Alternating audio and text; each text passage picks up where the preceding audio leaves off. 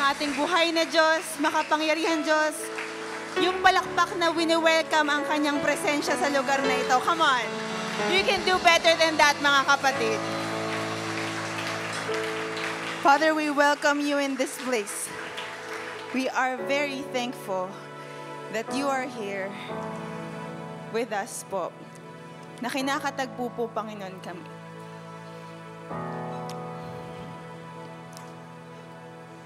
Tinataas po namin ang inyong pong pangalan. Hindi lang po sa mga kanta, pero sa amin pong mga buhay, sa bawat isang naririto, kahit pagano kami kabata, Lord, you know yung heart ng bawat isa sa amin, and you have called us by name. Kaya po, Father God, sa hapong pong ito, speak to us, give us a listening ear, a listening heart, Lord God, na makikinig. At sa pakikinig po sa inyo, makakatagpo kayo. Sa pakikipagtagpo sa inyo, magbabago po, Panginoon. At patuloy po naman ipapakilala kayo sa mundo. At sasabihin po namin na kayo po ang aming pong Diyos, ang aming Panginoon. The one we love, Lord God. We come to you nang sama-sama with reverence, Lord. In Jesus' name, Amen. Ayan. Sige, high five naman sa mga katabi nyo. Sa likod, sa harap, sa mga online po, welcome po sa SND worship. Kung meron kayong unfamiliar face, meron ba dyang hindi nyo masyadong nakikita pa or first time yung nakita? Kahit medyo malayo, paki-high five naman. Hi, mag-hi kayo sa kanila. Good afternoon kamo. Ganyan. Ayan, so maganda pong umaga. Ay, magandang hapon. Good afternoon sa mga ka-SND ko po. Ulit, pakitapik yung iyong katabi. Tapikin mo siya. Tapik, sabi mo, makikinig ako today. Isa pang tapik. Yung mas malakas. Ayan. Yan, sabi mo, makikinig tayo today. Ayan, so ganun ka sa kanya, ganun. Ganun nga. Tingnan mo, talagang eye to eye. May eye to eye contact. Sabi mo si Lord lang. 1 hour lang to, si Lord lang. Okay. Again, good afternoon po sa bawat isa. Ako po si Ate Ana. Para po, lalo na kung unang beses niyo po dito, sa SND Worship, sobrang happy po namin nandito kayo. Hindi man namin kilala kayo, or hindi ko man kayo kilala by name, masayang-masaya po ako na sa mga unang beses, sa mga kunwari first month nyo, sobrang happy kami kasi yung journey nyo with God is nagsimula or nagsisimula na, and I know that God has a very, very big plan sa buhay ng bawat isa sa inyo. So, punta na tayo sa ating topic. Nung mga nakaraan, tungkol sa mga gawain ng Diyos sa atin.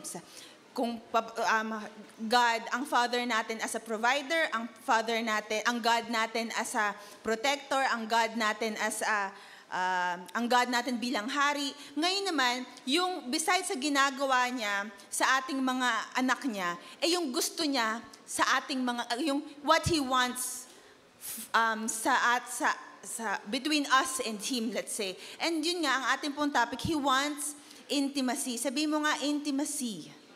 Ang intimacy, yung malapit na loob. Sa Psalm 73, 27 to 28. Kasi pag-aaralan natin a bit, lalo na mga sa ating mga kids, magandang maintindihan, ano ba tong intimacy, ano ba tong malapit na relasyon. So sabi lang dito sa Psalm 73, 27 to 28, those who are far from you, from God, will perish. You destroy all who are unfaithful to you. But as for me, kumbaga, kayong lahat ayaw nyo kay Lord, kayong lahat malayo kayo kay Lord, kayong lahat hindi nyo siya gusto, kayong lahat lukewarm kayo, sige. Pero as for me, sabi mo, as for me, para sa akin, thank you. Yan, gusto niya word by word pa. But as for me, para sa akin, kung kayo malayo, kung kayo gusto niyan, kahit pa kunwari, majority kayo, as for me, para sa akin, it is good to be near God. para sa akin, ang gusto ko sa buhay ko, ang sa standard ko sa buhay ko, gusto ko ang buhay ko ay malapit sa aking Diyos. It's good to be near God. So, yun yung parang stand nitong Psalm 73. Kung si David ang nagsulat nito, yung ang dami-daming, kunwari marami kayong group of friends. Ganyan, marami na nagsasabi na, tara, wag na tayo mag-church, ganyan, mag-swimming na lang tayo sa Bagyo. Kung ano man. Sige, pero as for me, sige kayo na lang, pero ako, dito ako kay Lord. Gusto ko malapit ako sa Kanya. Yung choices ko, kay Lord ako. Yung ganun, as yung pagiging malapit. Kinlaro din dito sa verse, sinabi, those who are far from you will perish. Biro mo, pag malayo sa Lord, equally, ang katumbas na pag malayo ka, hindi ka tapat sa Kanya. Wala pang nangyayari, malayo pa lang. So, pag-aaralan lang natin, ano ba itong sinasabing intimacy na to? Ano ba sabihin pagkakilala mo ang Diyos? Hindi nito sinasabi na, di ba meron kayong mga, sino sa inyo nakakakilala kay Catherine Bernardo? Taas kamay. Sorry, sino ba ngayon? Wala na ako. Sino ba mga kilala nyo ngayon? Hindi ko na alam. Billy? Sino yun? Si Billy daw. Kilala niyo yun? Si Billy? Billie Eilish? O, diba? Sino din may kilala kay Billie Eilish? Taylor Swift. Taas kamay. Kilala niyo siya, diba? Sino pinafollow niyo sa Facebook? Pinakikinggan niyo lahat ng kanta. Word by word, alam niyo na. Pero kilala niyo siya? O kaya, ang word na lang, kilala niya kayo? Hindi, di ba? Marami tayong mga kilalang tao na by name, kunwari, di ba, lalo na pag naka-follow kayo kay Taylor Swift, alam nyo naman na na-engage na siya, tapos marami sa inyo nag-repost, siguro meron sa inyo nag-repost noon, ganyan, after a long time, alam nyo yung record ng dating history niya, kung ano man. Pero when it comes ng relationship na malapit, kilala nyo ba siya? Di ba?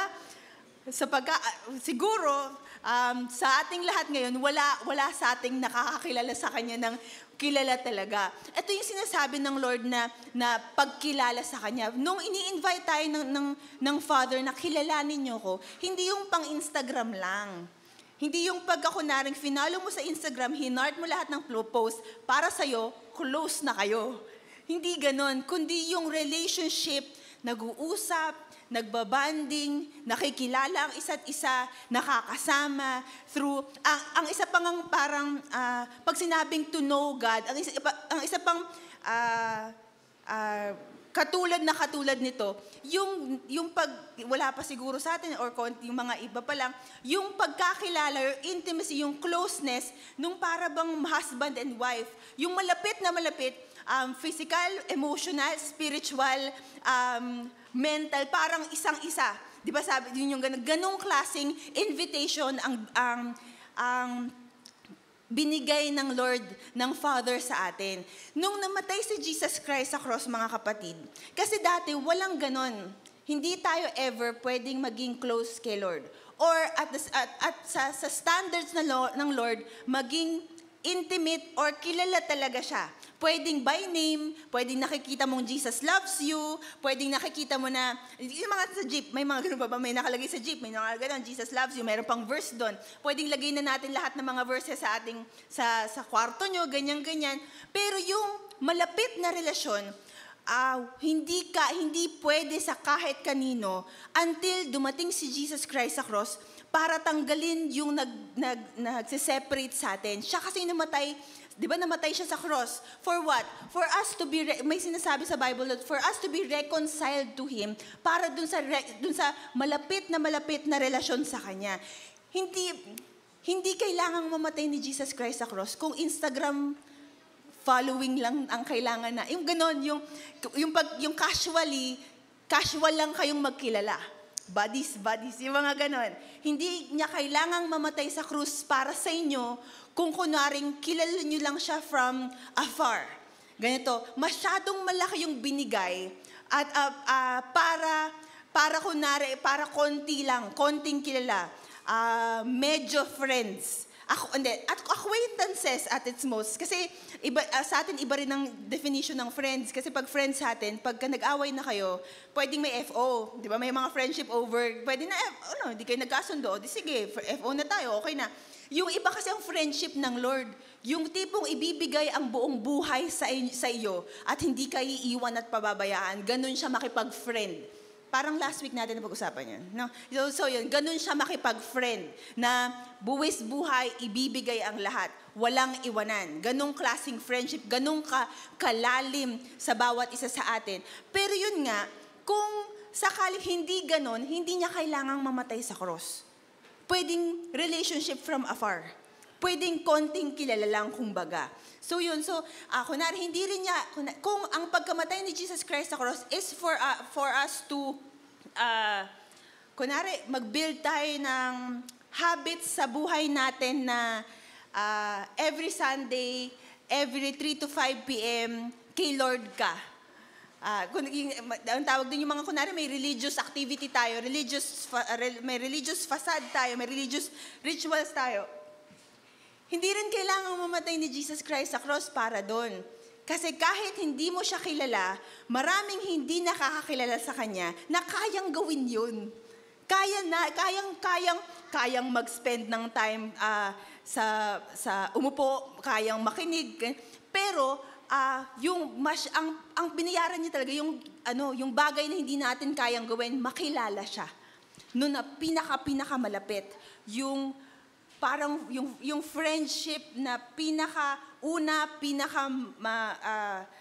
importante sa buhay na makalakad kasama siya.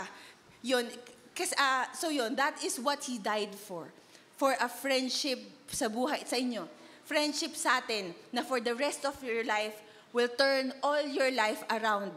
And yung kabuuan ng buhay mo, yung future mo, yung even salin lahi mo, yung legacy mo, maaapektuhan dahil sa friendship na yun. So yun, kasi noon, ang mga misconception, sabi sa Matthew 15:8, sige, paki-flash na. Ang mga misconception, basta nandito ka, close na kayo ni Lord. Minsan nga, once nag-ministry ka, mas close na kayo ni Lord. Di ba ganun? Lalo na pag naging cell leader ka na, closest na kayo ni Lord. Mas close, kunbaga, kunwari pag cell leader ka, mas closer ka kay Lord. Kunwari, meron sa atin, unang dalaw, mas close ako sa'yo kay Lord kasi 3 weeks na ako. Ikaw 1 week lang, kilalanin mo si Lord ako 3 weeks na. Hindi ganun yung sinasabi. Kasi hindi siya by attendance, hindi siya rin by action alone. Kailangan po yung actions natin. Pero hindi lang siya basta yung may ginagawa ka para sa Kanya, kaya close kayo. Hindi ba kunwari, sa mga pagkakaibigan sa atin, ang nagbe-build ng closeness, di ba, trust. Pwede kasing maraming ginagawa for you kung walang tiwala sa loob, hindi naman mabibuild ang close, walang, di ba, yung companionship, yung friendship na para bang pagbibigyan mo ng buong buhay mo, let's say, ganito, hindi siya magagawa without that trust na yung trust sa gitna na naglalagay ng harmony sa inyong relationship. Ganun din sa atin, Panginoon. Before everything that we do, yung who we are with Him, yung relationship natin sa Kanya, na built sa ating pagtitiwala, yung friendship, pagtitiwala sa Kanya, yung nagbibuild ng intimacy, yung closeness, kumbaga. So, ang intimacy, yun yung malalim, personal, ongoing, na malapit na relationship, na pag sinabing kilala mo, yun nga, kasi sabi niya, kundi personally, na-experience mo sa'yo yung kung paano siya. So you walk with Him daily. Hindi lang siya yung knowing God na, pag kilala mo ang Diyos, nakikita mo anong gusto niya, hindi lang Diyos, kahit sino. Pag hindi kayo marunong makipagrelasyon ng tama, kung saan man kasi, kunwari, sirap loob natin, marami kayong trauma. Pag hindi tayo marunong makipagrelasyon ng tama sa kahit kanino, isa yun sa unang bagay na kailangang i-deal ng Lord sa atin. isa yun talaga sa unang-unang itatouch ni Lord sa inyo para i-heal, para matuto tayo makipagrelasyon. Kasi pag hindi tayo marunong makipagrelasyon sa kapwa natin, kasi maraming masyadong sugat ang loob natin. Let's say, maraming ganyan. Tapos lagi kang may trust issues sa lahat ng tao, kung sino man. Pwede mong dalhin kay Lord yun. Tapos kahit pa anong kilos mo, gawa mo sa Kanya, hindi mabibuild yung intimacy. Pero lahat ng yun, ang good news lang sa atin, lahat ng yun, binayaran din ni Jesus Christ para sa inyo. So that by His wounds, everything, every betrayal, every hurtful word na sinabi sa inyo, everything na nagsira sa identity nyo, by His wounds, you are healed. And yun, ang unang-unang ituturo actually ng God sa atin, how to be, paano mag-conduct ng relationship ng tama. Paano magmahal ng iba, kasi mahal ka niya. At mahal mo siya. Naintindihan niyo ako? Siya talaga, ang Lord talaga, ang unang-unang magtuturo sa atin, yung pagka naging close tayo sa Lord, kahit pa anong trust issue mo dyan, madi-deal with ni Lord yan. Maaalis niyang Lord yan. Kahit pa anong sakit na ginawa sa'yo, kahit sa mga, kunwari sa pinaka-malapit at heroes ng buhay mo, tatay mo, nanay mo, mga mas matanda sa inyo, kahit pa lahat ng malalim na disappointments dyan na talagang mahirap alisin, pag ang Lord ang naging close mo, madi-deal with, mahihil ka niyan. Sa closeness mo sa Panginoon, yung intimacy sa Lord. Sa Jeremiah 1:5, sabi doon, before I formed you, hindi ko na pala yun. Sa Jeremiah 1:5, sabi, before I formed you in the womb, I knew you. Yung pagkakilala, yung kilalang kilala ka. Yan, I knew you. Before you were born, I set you apart. Yung by name, kilala, mga kapatid, ang Diyos, parang kunwari, pag kongregasyon na ba tayo, tinitingnan tayo ni Lord bilang isang grupo? Hindi. Sa worship pa lang dito, nung wina-worship natin siya, di ba, ramdam mo na kahit ang dami natin, ikaw yung tinatouch niya. Bakit ganun? Kasi He knows you by name. Napakagaling niya at mahal na mahal niya tayo na very personal ang approach niya sa bawat isa sa atin. So ini-invite niya tayo dun sa intimacy. Magsa-start ang closeness natin sa Lord once ma-realize natin na talagang mahal na mahal niya tayo. Kumbaga, di ba nga, hindi ko alam kung meron sa inyo na natatakot ilabas yung sarili nila. Kasi pagka linabas nila yung sarili nila, baka iwan sila ng iba. Ewan ko may mga ganong legitimate, may ganon ba? May mga ganong legitimate fears ang kabataan ngayon. Meron pa ba? Nung panahon ko. Yung minsan, nagbibuild tayo ng mga relationships, ganyan. Pero parang half ng sarili mo lang yung linalagay mo. Kasi baka pag nag-all out ka, when all else fails, pag binitawan ka nung kaibigan mo, masyadong masakit. O kaya, at worst, natatakot kang i-share yung sarili mo kasi pag nakita nila yung deepest, darkest personality mo, kung saan man, baka i-reject ka nila. Ang Lord, alam lahat ng yun. Lahat ng flaws mo, lahat ng weaknesses mo, and He loves, siya na nga ang pinakamay alam, siya pa ang may pinakamahal. Diba? Minsan kasi, yung gano'n, yung siya, pag naintindihan natin na siya na nga ang may pinakamahal, pinakamay alam, kilala ka, tapos siya pa ang nagmamahal sa'yo, liberating yun, mga kapatid. Bakit liberating? Kasi pwede ka palang mahalin, kahit sino ka pa. Cheesy. Yung gano'n, parang kahit pero galing doon, unang-una, doon nagsistart na, malaya ka maging ikaw, pero from where you are, who you are, nandun na dahil mahal ka, ang dali at ang gaan na magbago para sa atin pong Panginoon. Yung sinabi, before I formed you in the womb, I knew you. Before you were born, I set you apart. Merong pagka-purpose ang Lord kung bakit yan ang weakness mo, kung bakit yan ang mga kakalakas mo, kung ano mang ikot ng brain cells mo, kung paano ka mag-isip, paano ka makaramdam, may purpose ang Lord dyan. either yung para samahan ka para i-fulfill mo whatever He has called you to do. So yun, so before, meron siyang mission sa atin, may purpose siya sa atin, meron siyang gustong gawin sa buong mundo, pero alam niyo bang unang-una bago yun, ang tawag niya sa atin maging sa Kanya.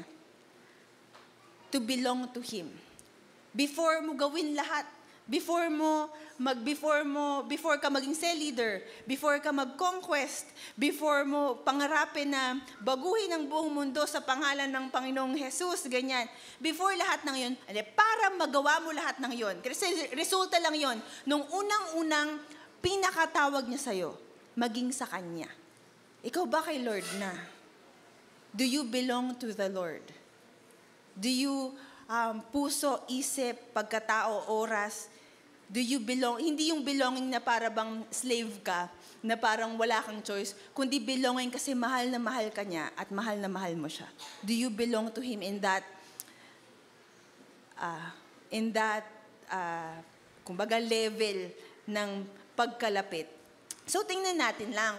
So, paano ba? Kasi pwedeng, gusto kong matutunan paano maging kay Lord. Gusto kong maging sobrang malapit sa Kanya, ate. Pero paano ba? Paano ba ako lalakad? Bilang kabataan, bilang teenager, gusto ko yun, ganyan. Gusto kong matutunan yan. I want to spend my whole life na kasama ang Lord. Kasi alam kong yun ang pinakamagandang buhay para sa akin. Pero paano? Meron lang ako marami syempre, pero mayroon lang akong isang point para sa yung isa sa mga i-discuss natin. Sa John 10:27, I think.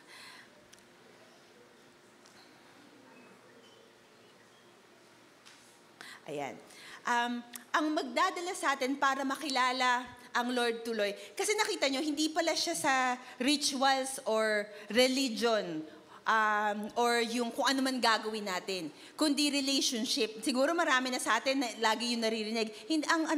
Ang Christian, hindi siya religion, relationship siya. So, totoo yun. Pero paano ba na magpo-progress yung sobrang lapit na relationship ko kay Lord? At paano ako ma-lead para ang buhay ko malapit na malapit sa Kanya ng buong, for the rest of my life hanggang pagtanda ko. Diyan sabi sa John 10:27, sabi, bilang tupa, bilang mga anak, bilang mga people belonging to God, sabi diyan, my sheep listen to my voice. I know them and they follow me.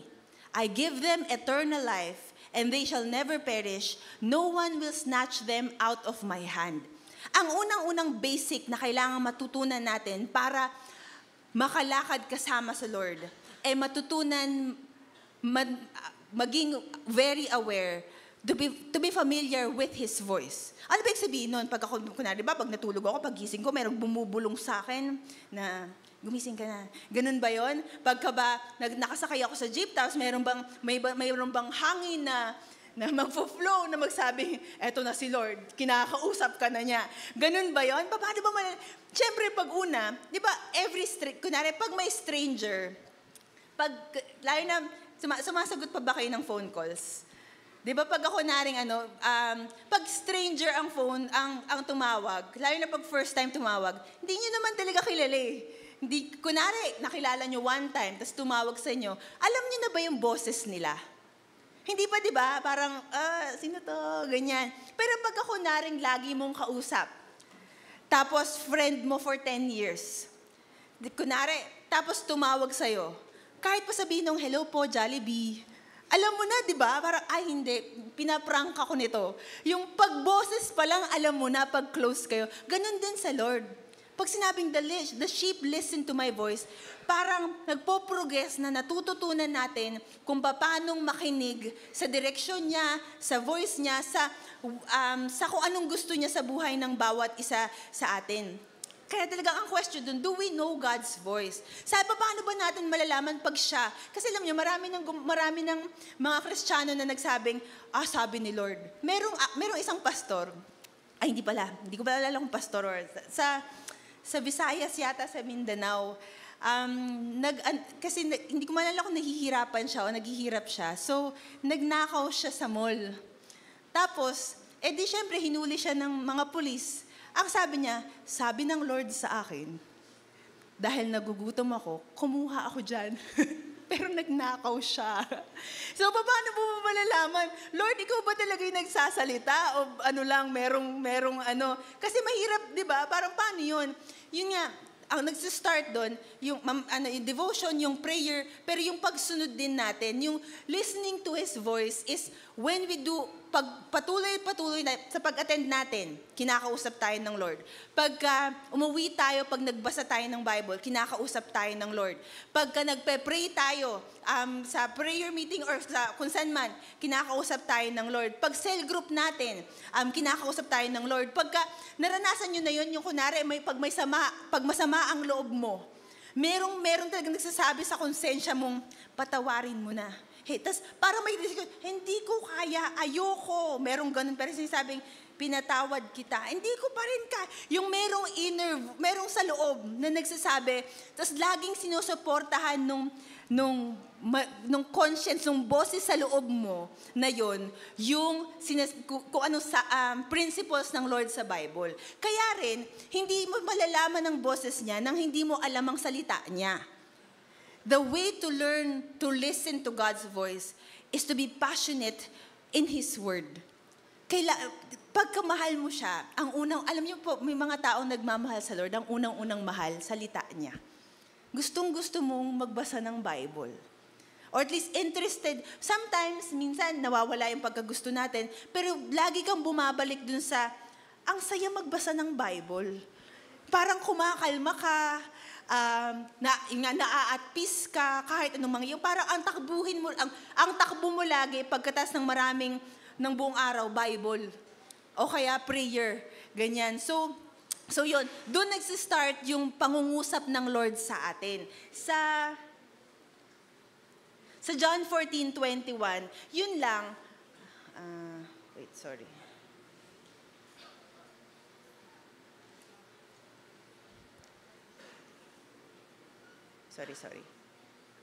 Sa John 14:21, paano yun magpo-progress? Habang patuloy nating naririnig siya, yung pagsunod natin doon. Ang obedience, hindi para sa religious, ang obedience para sa nagmamahal kay Lord. Sabi, di ba, whoever has my commands and keeps them is the one who loves me. Kumbaga, ang obedience natin, hindi insurance package na pag sumunod ako, pagpapalain ako ni Lord. Tapos yayaman ako kasi susunod ako. When all else fails sa buhay ko, pupunta ako ng langit pag sumusunod ako. Actually, lahat yun totoo. Pero, relationship-based siya. Kumbaga, yung pagsunod natin kasi mahal mo siya. Kasi takot kang mawalay at malayo sa Kanya. Kaya ka sumusunod. Kasi minsan, di ba, hindi naman masayang sumunod. Lalo na pag-usapang pag-ibig sa kaaway. O kaya pag-ayos ng priorities mo pag marami kang ginagawa. Or kunwari Sunday, meron kayong gala, tapos parang sinasabi sa'yo ng Lord na unahin mo to, parang medyo may lungkot sa'yo. So yung ganun na, minsan hindi siya parang may kirot siya sa'yo, pero pag mahal mo, meron kang hindi, uunahin ko to. And yun yung nagdadala para patuloy tayong lumalakad ng Lord. Once there is disobedience, kahit pa anong basa natin sa Bible, we will misinterpret God once there is rebellion. Sabihin nun, kunwari, sinusunod mo lang kung anong gusto mong sundin. Pag hindi mo na gusto yung sinasabi ng Lord, Lord, ayoko niyan. Hindi yan para sa akin. Kahit alam mong nangusap na ang Lord sa heart mo. Pero sabi mo, Lord, baka next year na lang, ayoko, ganyan. Ibig sabihin nun, may ibang boses kang sinusunod. Hindi lang, di ba, ano sabi, the sheep knows my voice. Or the sheep listens to my voice. And I know them and they follow me. Yung patuloy nating pag-follow sa Panginoon, sa John 10:27 yun. Yung patuloy nating pakikinig, pagkatapos ng pakikinig ay pagsunod. Kasi siya yung pinaka-primary na pinakikinggan mo. Meron kasi iba't ibang boses talaga sa mundo. Di ba, ano ba yun? Merong lalaban sa boses ng Diyos. And hindi lang boses ng Diyos ang naririnig natin. Alam niyo yun. Ngayon lang. May mga katabi tayo, maraming ano. So, maglalaban ang boses ng Diyos. I think it's next slide. Isa pa. Isa pa. Ayan. So, yun. So, maglalaban ng boses ng Diyos versus every other voice in the world. Kasi marami talagang boses kang maririnig. Hindi lang si Lord ang naririnig mo sa buhay, kumbaga. Depending na lang kung sinong pinakamalapit sa buhay mo. Kunwari, sige na nga, gagawin ko na. Kunwari si Denise.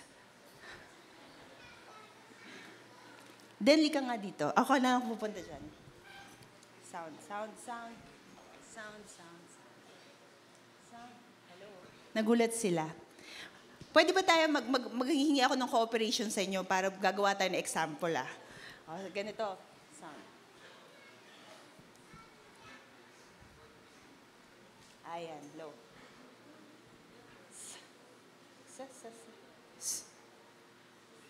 Sound. O, sige, sa stage. Ano na? Kasi ganito, kung close kami ni Den, hindi, ito yung pinaano kanina. Hindi, ito yung sinetap kanina. Sige Den, dito ka na lang. Kunwari close kami ni Den. Hindi, close talaga kami ni Den. Ayan. Kunwari marami siyang sinasabi sa akin. Kayong lahat, kayo yung external voices. Bibigyan ko kayo ng pagkakataon, 1 minute mag-ingay. Sige. Kami nag-uusap kami dito. Yes. Tapos, habang nag-uusap kami, ayan, gusto nyo yan eh. Diba? Ganito. Opo, dami nila sa Okay na. 5 o'clock na ulit, guys. 5 o'clock na ulit. Yun. Yung pag-uusap namin, kahit ang ingay-ingay nyong lahat, narinig ko. Bakit? Malapit kami. Yung malapit kami, kaya kahit anong ingay nyo, mga kapatid, naririnig ko siya. Kunwari, mag-ingay ulit kayo, tapos,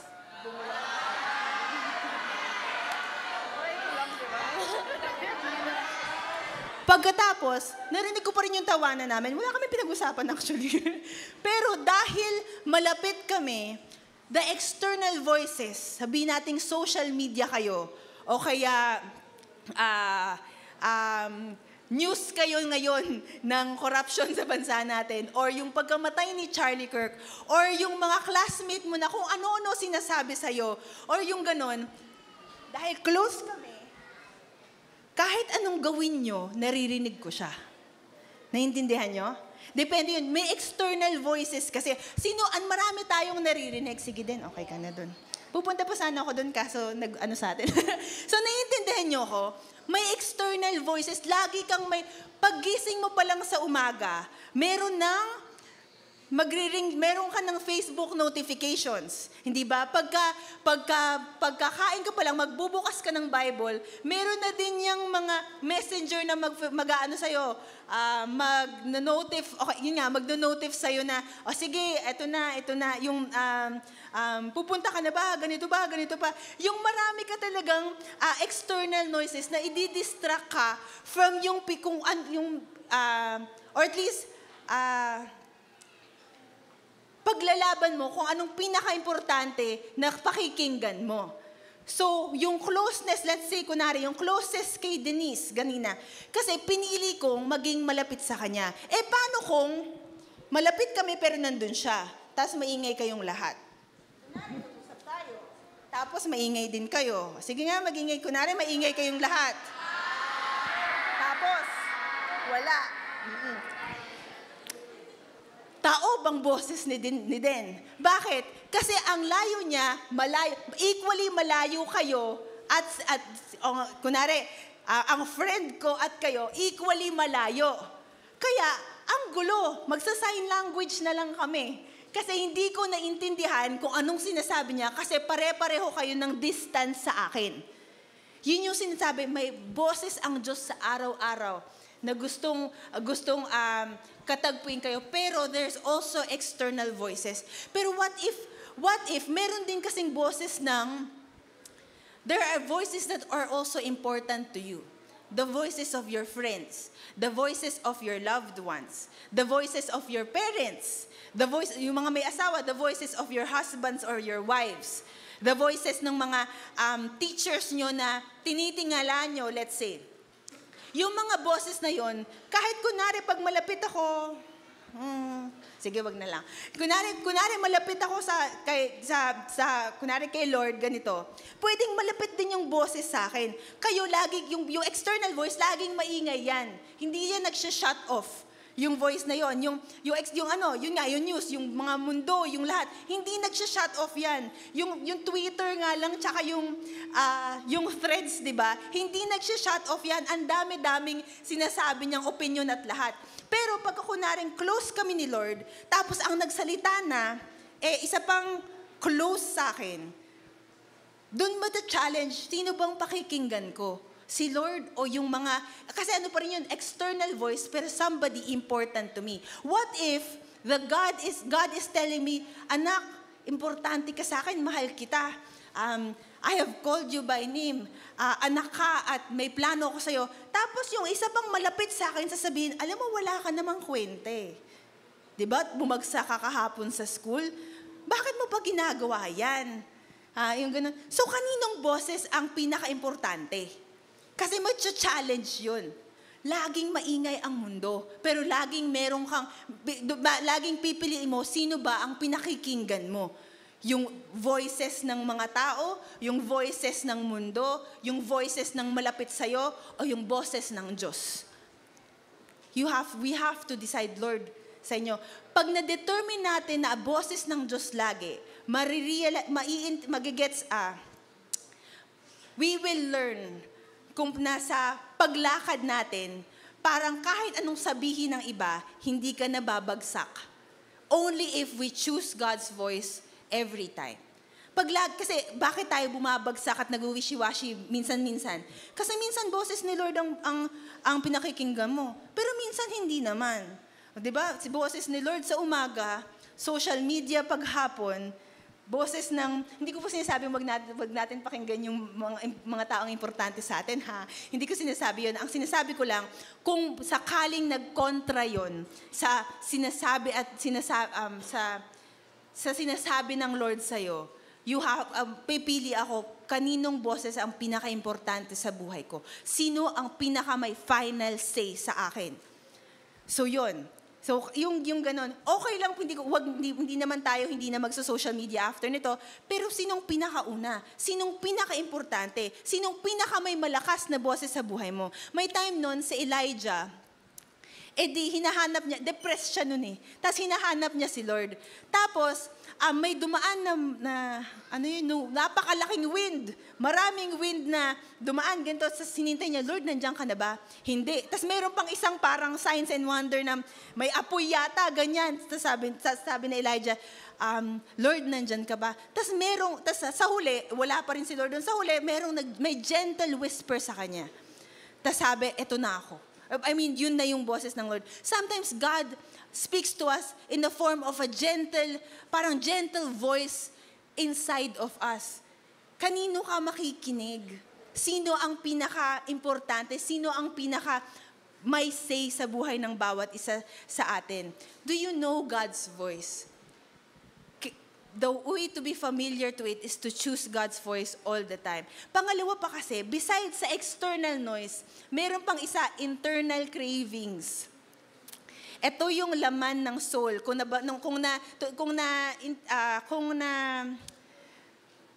Narinig nyo na yung term na soulishness. Yung internal cravings, yan yung mga malalim na gusto mong mangyari sa buhay mo. Gusto mong magkapamilya, gusto mong magkaasawa, gusto mong yumaman, gusto mong magkaroon ng title, gusto mong ma-affirm, gusto mong, masimple lang, gusto mo ng pagkain, gusto mo ng, yung mga gusto mo. Let's say, mga lahat ng mga gusto mo. May mga pagkakataon na pwedeng ma-mix na kasi gusto mo, parang pinakikinggan mo yun, di mo alam kung anong sinasabi ni Lord at ano yung sinasabi ng boses ng sarili mo. Kunwari, masama ang loob mo, ganyan. Sa isip-isip mo, sabi ni Lord, parurusahan niya yung taong nakasakit sa akin. Pero baka naman ikaw nagsasabi nun. Baka hindi si Lord yung nagsasabi, baka ikaw kasi gusto mo siyang vindictive ka at gusto mo siyang maparusahan kasi galit ka sa Kanya.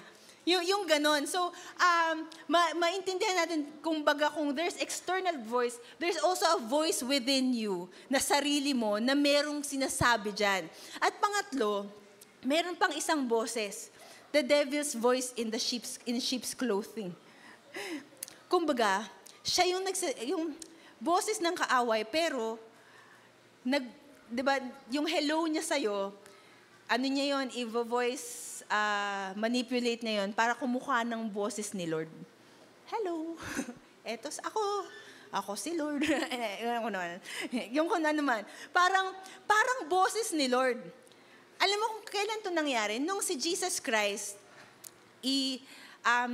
nag 40 days prayer and fasting, na-meet niya yung devil. Nag one-on-one silang, nagkaroon sila ng 3 times encounter. So, alam mo, laging ginagamit ni Satan sa kanya, di ba sabi sa Bible? Di ba sabi ni Satan sa kanya, parang, di ba sabi sa Bible, di ba nagugutom ka? Di ba sabi sa Bible, pwede mong i-turn yung bato sa tinapay. Salamat po. Sa tinapay. O, di ba nagugutom ka? Hindi naman masama yun. Agawin mo na. Alam mo yun, parang, di ba, actually, kung in all honesty, hindi naman talaga masama. Pero boses siya nung kaaway. May ganun eh. May boses ang kaaway na mukha namang boses ni Lord. Di ba? Kunwari, medyo, ito mga simple voices of the devil in your life that I know, that has inflicted me as well. Kunwari, yun nga, nakagawa ka ng kasalanan. Bumagsak ka sa kasalanan.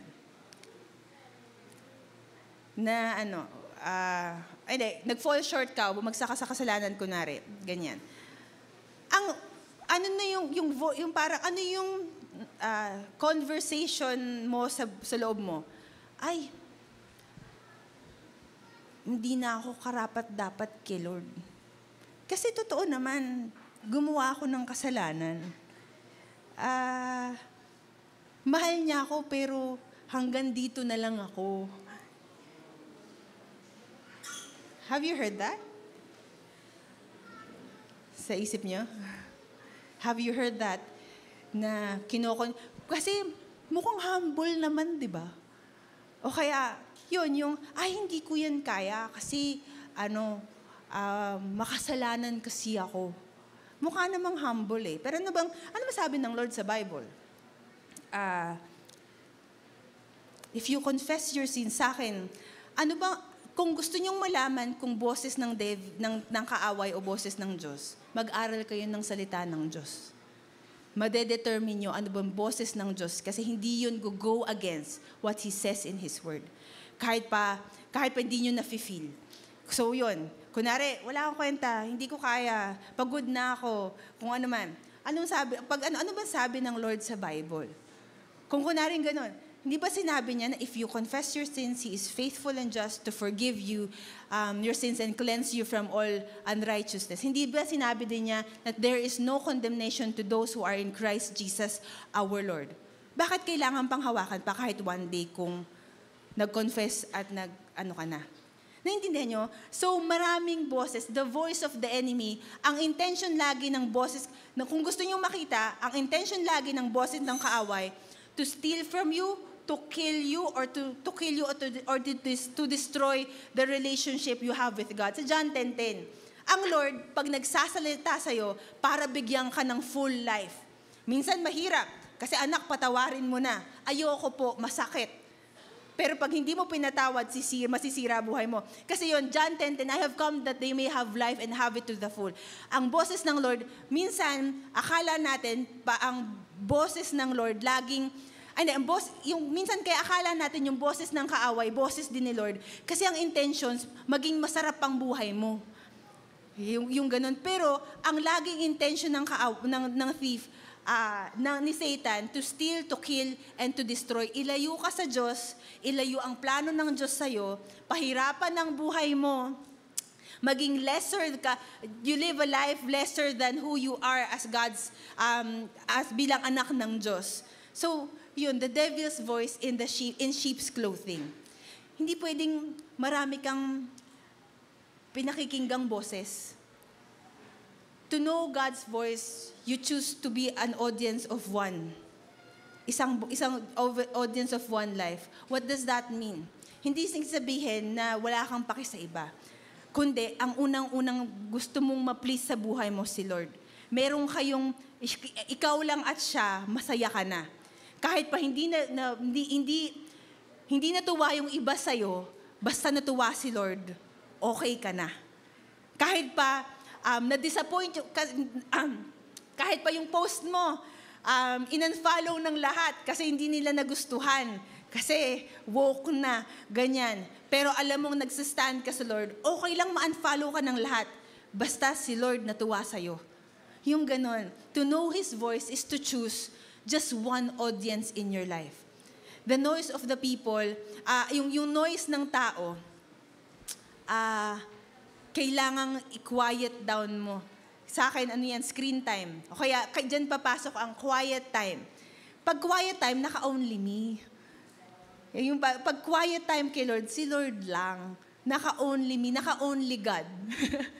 Yung ganun. Pagka si Lord lang, ang time, kay Lord lang. By default, mga kapatid, habang patuloy tayo, ang buhay natin laging may audience. Lagi kayong may audience. Hindi laging malaki. minsan kung introvert ka, baka ang audience mo maliit lang, 3 lang. Ganyan ko na, pamilya mo lang ang audience mo. Pero lahat tayo may audience. Pero ang heart natin, we can determine sino ang pinaka-importanting audience natin. Si Lord, pag siya ang audience, siya lang. Hindi pwedeng siya, tsaka silang lahat. Pag si Lord ang audience, siya lang.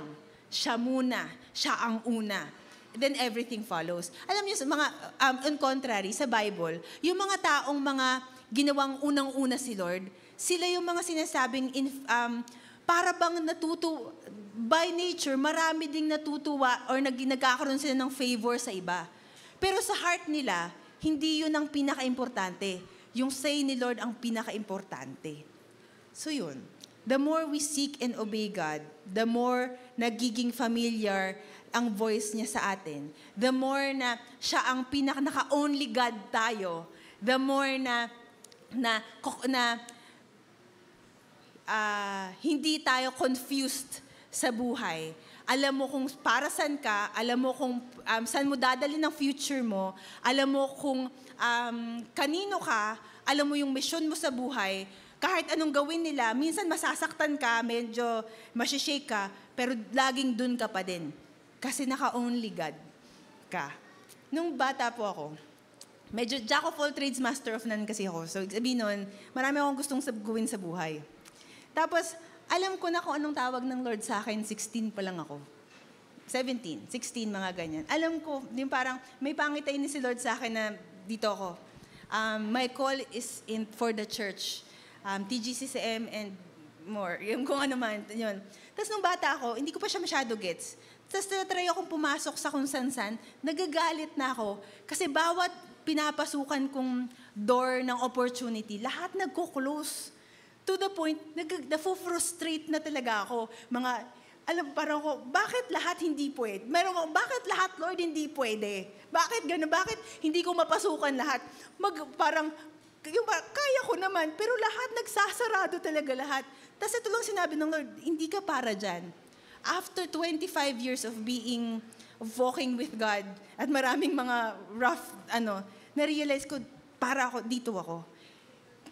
May opportunity umaman, pero hindi galing kay Lord, hindi yan para sa akin. May opportunity, bibigyan ako ng maraming pera at para umunlad sa buhay, pero wala si Lord doon, hindi ko yan papatusin. Dito ako. Kasi I know God's voice. I know dun ako. For 25 years. So, sa atin, may plano ang Diyos sa inyo. He knows you by name. Gusto niyang akayin ka sa buong buhay mo, step by step of the way, pero you need to learn to have a personal relationship with Him. Kaya again, sinabi niya, John 14:21, whoever has my commands keeps them.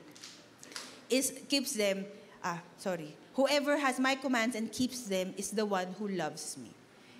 Ang love sa Lord, hindi nagsistart day one. Hindi yan, kunwari, medyo mahal mo lang siya, tapos nag-grow, mahal. Hindi ganon.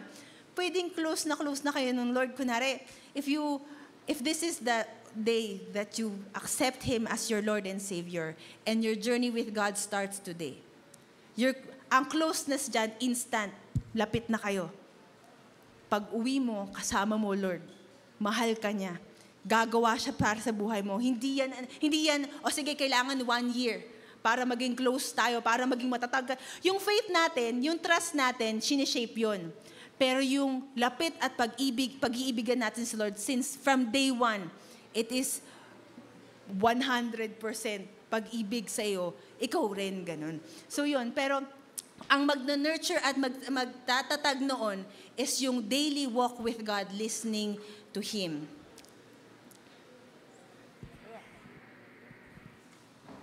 Yung listening to Him. So, paano to gagawin sa araw-araw? Meron lang akong 3. Hindi ko alam, minsan naisip ko, parang yung lahat ng ang laging application ko, devotion, parang alam nyo, pagka-application na ng preaching, lagi ang balik ko, basic life. Pero iba-iba yung timpla, pero laging ito pa din. Kasi yun talaga, mga kapatid. Gusto mong lumago sa Lord, hindi yan magic. Minsan, relationship, it goes through the quiet, boring times. But it's that honest fellowship with God on a daily basis. Una, do we have yung unhurried fellowship with God? Unhurried fellowship with God. Sa devotion mo ba, ginagawa mo siya as a requirement? Kasi kailangan? O na-enjoy mo siya sa araw-araw? Pagka minamabilis mo ang devotion, para kang kumakain ng mainit na kanin at mainit na ulam na masarap, na linunok mo lang. Tapos, napaso ka. Tapos, yun na. Di mo na-enjoy. Pero nabusog ka. Nakaganon na kayo? Pero pag ninuya mo, doon mo na, uy, masarap pala. Favorite ko pala to. Mga ganon. Kasi, uy, steak pala to. Ganito pala, ganyan. Pero pagka ninamnam mo, sa devotion ganun din. Pagka minabilis mo yan, may natutunan ka. Baka nabusog ka, pero hindi mo na-enjoy. Ang Lord gusto, ang fellowship, ang intimate relationship, dinesign ng Lord na enjoyable. Araw-araw pa lang, joy. You have access to joy sa Lord. Ako personally, wala akong ibang pinanggagalingan ng joy kundi si Lord. Hindi ko dadahilan yung personality ko or anuman. Masaya ako kasi may Lord ako. Kahit paano kayo, kahit paanong dramang, o kahit paanong dark na pinanggalingan nyo, you have access to joy. Pero, ano sabi? Unhurried fellowship with God. Sa Psalm 62:8 sabi, trust in Him at all times, you people. Pour out your heart before Him. God is a refuge for us. Yung pouring out your heart. Kasi ako babae po ako. Sanay ako sa pouring ng heart. Yung, Lord, lahat dilalagay ko. Kasi minsan, yung mga, meron di ba yung macho, yung mga minsan medyo may macho personality tayo na, Lord, kaya ko lahat. Yun. May bibigay ko sa iyo lahat. Magaling ako, Lord. Parang ganon. Hindi kailangan ni Lord nun. Ang kailangan ni Lord, yung raw, vulnerable self mo. Na-appreciate ng Lord pag umiiyak ka sa Kanya. Pag hindi mo na kaya. Pag mahirap na. Pagka malapit ka na mag-fail pero tumatakbo ka sa Kanya kasi Lord, tulungan mo na ako. Malapit na. Ganyan.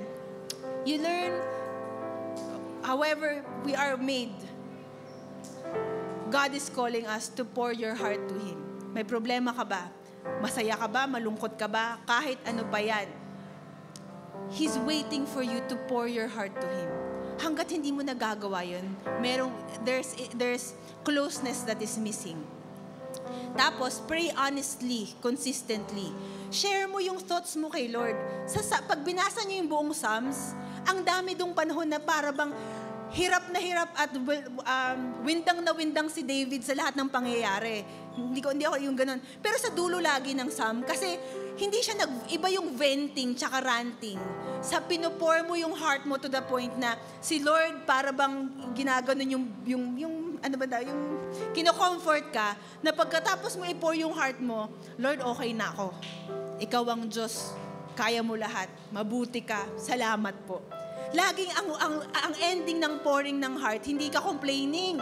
Laging ang ending niyan, praise. Ba't ka nagpupuri sa Kanya? Kasi naranasan mong kahit ang bigat-bigat, merong nagtatap sa back mo, anak, okay lang yan. Nandito ako. May solusyon, may tugon, may magandang mangyayari. Mahal kita. Okay na lahat. So yun, that's why we pour our hearts to Him. That will happen in an unhurried time sa ating Panginoon. Yung daily devotion and prayer natin, it should, from daily devotions and prayer, it should be mighty conversations with the Lord.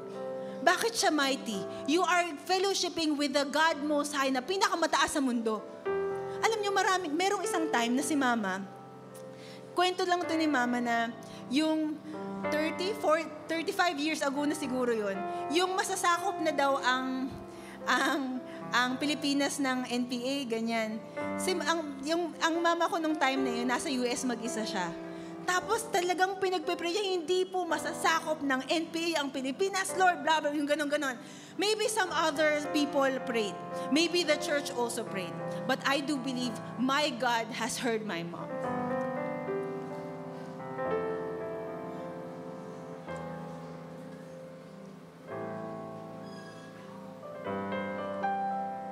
Alam niyo kung bakit ito ako? Ako po, kumbaga sa amin, kuya ko po to. Ako po yung mas may tendency maging rebelding anak nung ano. Pero who I am and what I have become. Alam mo, lately na share sa akin, hindi ko maalam, si Sel yata nagsabi sa akin, share sa kanya ni Mama. Isa sa mga prayer ng nanay ko sa akin, sabi, Lord, wala po siyang ibang katakutan kundi kayo. Hindi ako nag-start sa Lord na takot ako sa Kanya. Pero ngayon, wala. Yung tapang ko galing sa takot ko sa Diyos. Pero bakit? Saan yun galing? Because my mom had a mighty conversation with my God.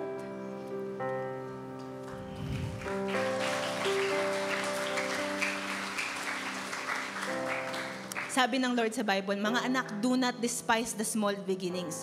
Your daily devotion and prayer time is small beginnings, but pwede niyang mag-hold ng mighty conversations, mighty intimate conversations. Who is God wanting you to have a conversation?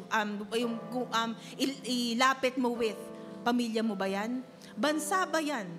Ibang church ba yan kung ano? If it's in your heart, it's worth the conversation sa Lord. Pero when you converse to God, He takes note every time and He acts upon it. He is not a negligent God. He listens to you. And He is an active God who moves within your prayers. You say, ang prayer is a last resort? Prayer is the first resort. Prayer is the first and foremost, unang-una. Why?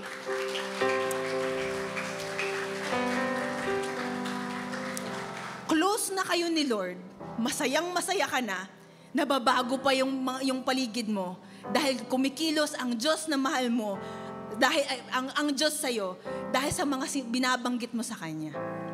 You nurture that, unhurried fellowship with God. Next, practice His presence, mga kapatid. Ano yun? Don't leave Him in your prayer closet. Isama mo siya all throughout the day. Nag-pray ka, kasama mo siya. Pagkatapos nun, kasama mo pa din siya. Acknowledge Him. Meron niyang si Derek Prince,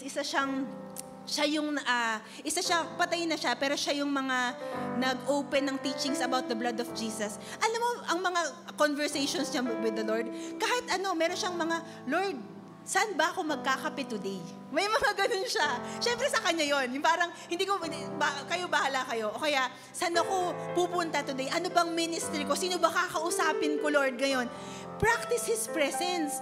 Pumunta ka sa school na kasama mo siya. Alam mo, pag kasama mo siya, matatakot ka gumawa ng kasalanan. Kasama mo kasi siya. And magdadala ka nun sa banal na buhay, hindi dahil sa kaya mo, kundi dahil sa kasama mo siya. Practice His presence. And lastly, lang tayo, heart check.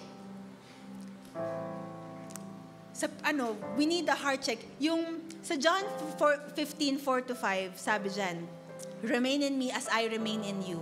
Alam mo, ang pagre-remain, kailangan niya ng maintenance yan. Parang kailangan ulit-ulit na medyo tine-check mo, okay pa ba ako? Ganito. Sa kahit anong, di ba mga kumpanya may ganon? Laging may maintenance, may mga evaluation, may mga ganon sa kumpanya, merong mga ganon sa para ma-check kung, kasi may tendency tayong parang, yung sumisegue, parang, kunwari, sinabi mo ngayon, ginawa ngayon. After mga 3 months, hindi na ginagawa. Ganyan. Bakit? Kasi natural sa atin na medyo tumatagalid pa minsan-minsan. Alam ng Lord yon. Hindi siya masama sa atin na ito, pasaway talaga to. Sa una lang. Hindi siya ganun. Kaya, doon papasok yung pag-check natin sa sarili natin sa harap ng Lord. Lord, okay pa ba? That is remaining in Him. Stay connected, mag-stay ka sa kanya. Siyempre, yung mga ganito, as we go, minsan, when we go through the motions ng devotion kasi, para nagiging routine na lang. Pero pag meron kang unhurried time, o kaya magagawa itong pag-heart check, pagka may prayer and fasting, pagka may mga gawain sa church, pero pwede nyo rin to gawin sa inyo. Ako actually, may ganyan ako. Hindi ko lang siya nagawa dito. Pag nasa amin, taga-UK po kasi ako. Pag nandun ako, kunwari, ang check ko, pag umaga pa lang, di masaya ako, magde-devotion na ako, hagtas okay ako sa gabi. May mga time na, wala yung attention span ko. Pag umaga, ang sign ko na hindi na si Lord ang una ko, pag umaga, Facebook ang una kong bubuksan.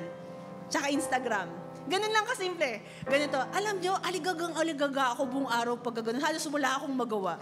Pag ganun, parang ako, mali na to ah. Parang pumapasok na yung pagiging ipokrito ko ah. Ganyan. Magpa-fasting na ako. Kasi, Lord, check mo naman. After 1 day lang, okay na ulit ako ni Lord. Saya, happy kami, ganyan. Kailangan natin mag-check. Kasi maraming boses, maraming idols, maraming distractions, maraming magko-compete sa heart mo for your love for Him, para mahinder lang, para hindi kayo close ni Lord. Pero, pagka magbigay ka lang ng mahabang ng time sa Kanya, hindi in a legalistic way, pero in a very lovingly way. Discipline yourself na i-check lang yung buhay mo. Magpa-check ka sa cell leader mo. Mag-cell group ka. Ganyan. Matatap ka ng Lord. Pag natatap, kaya din, insert ko lang, that's where discipleship also comes from. We have blind spots. In-intention ng Lord na magpa-under ka sa discipler mo kasi sometimes God speaks to them. Kunwari ako, I am responsible for my disciples' spiritual well-being at its fine. May mga panahon, kakausapin ako ng Lord, o kaya itatap ako ng Lord na mabigat sa akin kasi may pinagdadaanan yung cell member ko, let's say. Kasi pwedeng di niya alam, pero alam ko, magpe-pray na ako ngayon. May mga panahon, pag nag-conversation kami, na-open ko, tapos nasosolusyonan. Ang bawat isa, before you become a cell leader, be a very, very good discipler. Ako po, kaya lang ako before a discipler, I am a disciple. Kahit hindi ako agad laging sinasabihan kasi po mama at papa ko, disciples ko, pag may sinasabi sila, kahit hindi directly sa akin, I really listen. Even if it's about other people even, I really, really listen. Kasi, gusto kong, hanggat maaari gusto kong maging tapat at honoring na disciple before I become a discipler. Pero yun, kaya na-check, hindi masama at hindi ka nagba-backslide na medyo tumatagalid ka minsan. Pero yung pagtatapat at yung passion natin sa Lord, laging may angels na tatapik sa'yo para maging tapat sa Kanya. Okay? Masaya po ba tayo today? Sino dito gustong maging sobrang close si Lord? Sino dito gusto nyo, buhay na close kayo, buong buhay mo close kayo ni Lord? Okay. Palakpakan po natin ang Lord.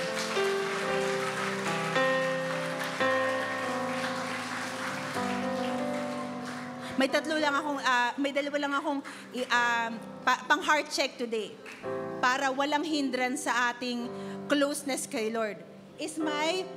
Tanong natin sa sarili natin, is my surrender to God, yung buong buhay ko ba 100% surrendered sa Kanya? Meron ba akong winibithhold? Meron bang conditions ang heart ko? O now is the time, for closeness sake, bibitawan ko Lord lahat. Kasi mas importante kayo than anything else. Everything else. Ministry ba yan? Mga alaga nyo ba yan? Mas importante pa rin po ang Lord. Mas importante pa rin ang Lord. Give Him your heart. Mga kapatid, wag nyong i-withhold back. Pangalawa, am I giving Him the throne of my heart? Yung puso ko ba sa Kanya? Laging ang puso natin, pupunta yan kung saan nandun yung heart natin. Magugulat ka na lang. Kung nasa ng puso mo, nandun ka. Minsan, sasabihin mo, pwedeng ang bibig mo sinasabi si Lord, pero nawawala ka pag Sunday kasi may K-pop. Mga ganon, nawawala ka kasi may gala. Baka may kailangang ayusin, mga kapatid. So now, give Him the throne of your heart. That will be tested. Sabihin, may mga times, merong kang mga gusto. Pero laging ang question ng Lord sa'yo, ako ba ang pinakamataas at nasa trono ng buhay mo? Magde-decide ka, Lord. Everyday decision yan, Lord, ikaw ang pinakamataas sa buhay ko. Yun lang. Simple lang naman po, di ba?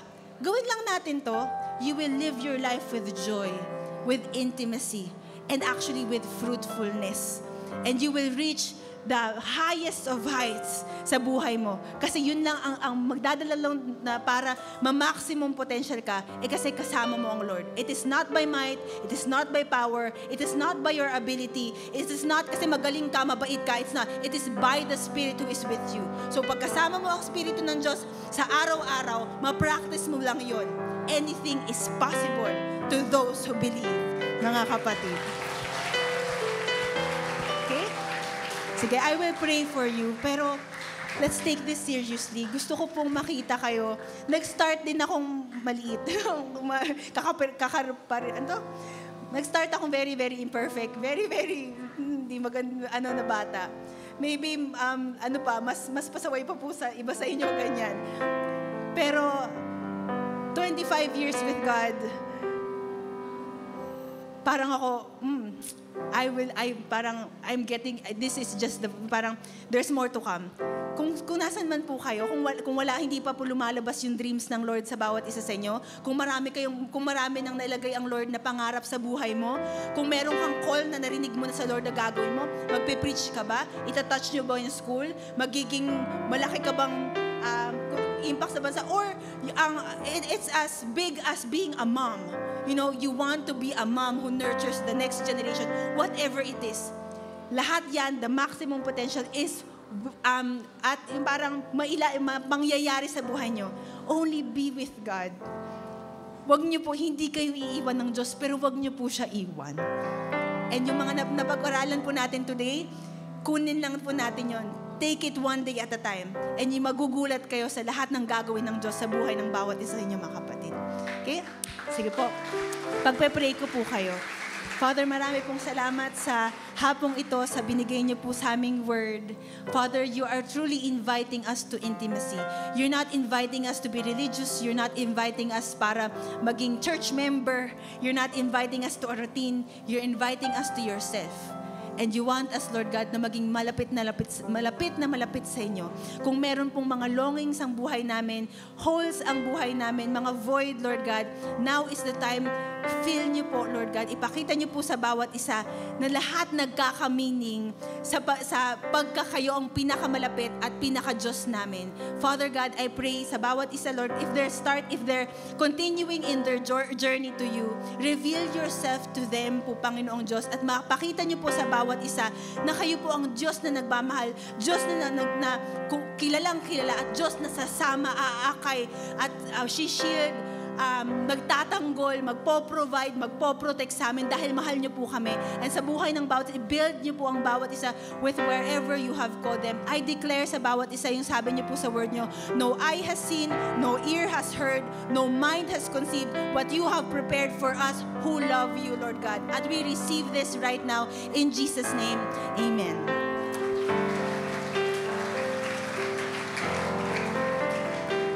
Gusto ko lang ma-recognize right now, meron bang